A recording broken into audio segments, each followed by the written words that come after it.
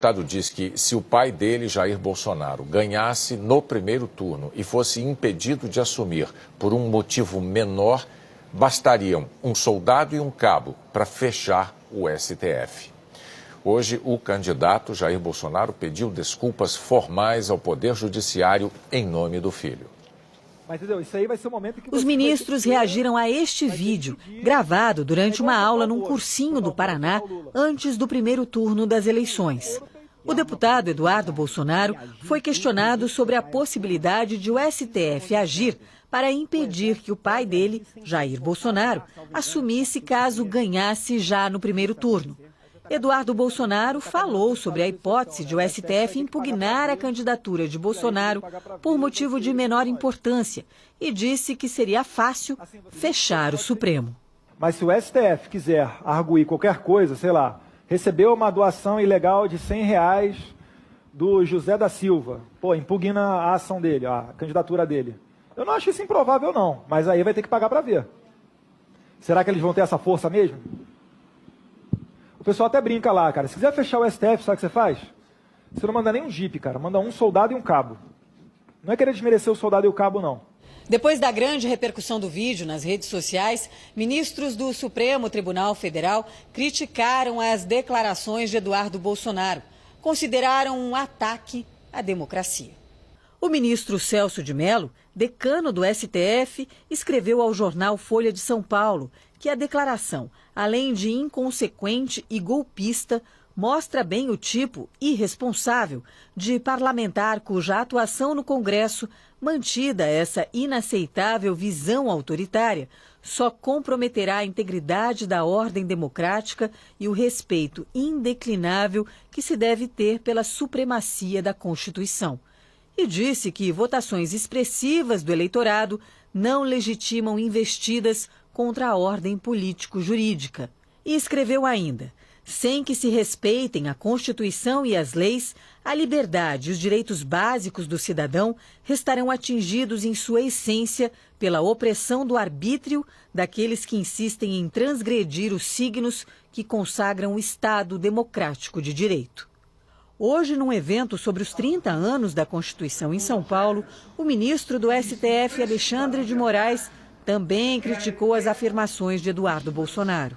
É algo inacreditável que no Brasil, século XXI, a Constituição com 30 anos, ainda tenhamos que ouvir tanta asneira vinda da boca de quem representa o povo.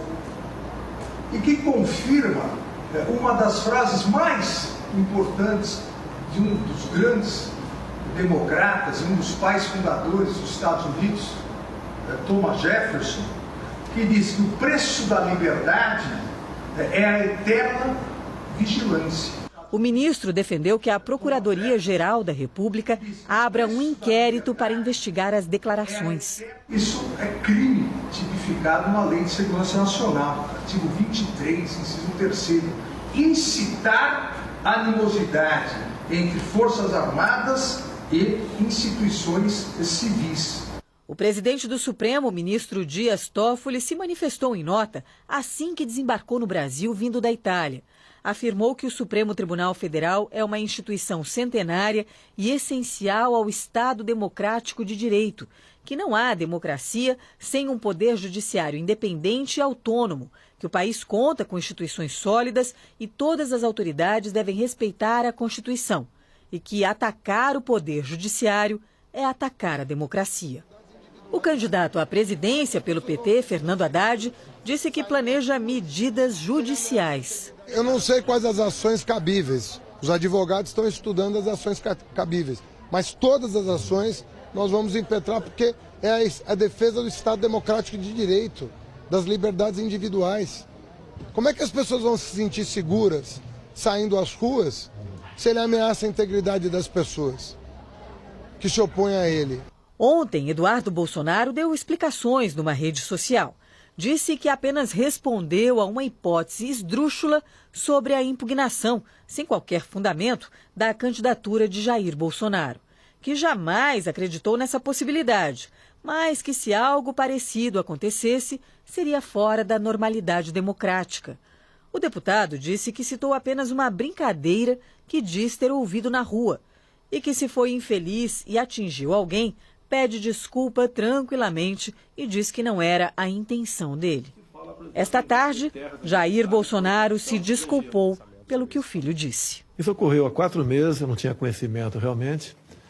Ele disse que respondeu uma pergunta sem pé nem cabeça, até houve a palavra brincadeira no meio daquilo. Conversei com ele, ele reconheceu o seu erro, pediu desculpas. Eu também, em nome dele, peço desculpas ao Poder Judiciário. Não foi a intenção dele atacar quem quer que seja. E eu espero que, como todos nós podemos errar, né, que os nossos irmãos do Poder Judiciário dê por encerrado essa questão, que, afinal de contas, nós precisamos do Poder Judiciário e muito para levarmos avante as boas políticas para recuperar o nosso Brasil. Eu pretendo, uma vez eleito, visitar o chefe dos poderes, né? O Toffoli é um dos primeiros da lista que eu pretendo visitar, para exatamente fazer uma aproximação, porque quem decide o destino do Brasil não é o Executivo ou o Legislativo, o Judiciário também faz parte disso. E todos nós precisamos nos irmanar para exatamente buscarmos solução para esses problemas. O candidato do PSL à presidência, Jair Bolsonaro, passou o dia em casa no Rio de Janeiro. Ele falou sobre saneamento básico. Disse que pretende repassar recursos da União para que estados e municípios apliquem em projetos que considerarem prioritários.